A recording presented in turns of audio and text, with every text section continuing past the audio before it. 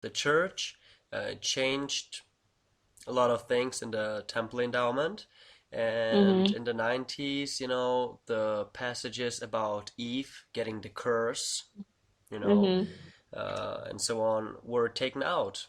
There were Mhm. certain changes like that which seemed to be pro women. Mhm. Even also the things that the woman doesn't have to promise obedience to her husband and so on.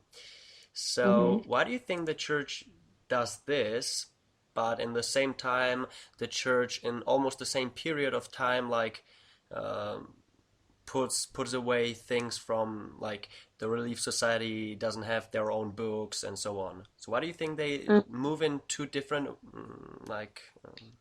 ways?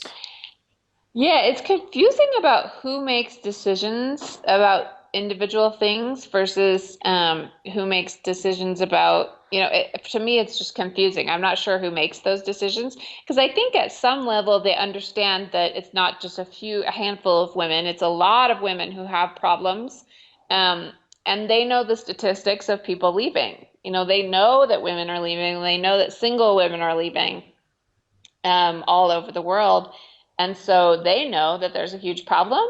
It's just interesting how they choose which things they choose to change and which things they don't. Another thing that I think is changing is a lot of women are refusing to veil in the temple and cover themselves. And so currently the policy is like remind them in case they forgot, but if they say no, I don't want to, then you don't force them. So they actually don't force women to veil in the temple. Um, and maybe that will change. It's just interesting that I think they know they have a problem. I just don't think they always know how to deal with it.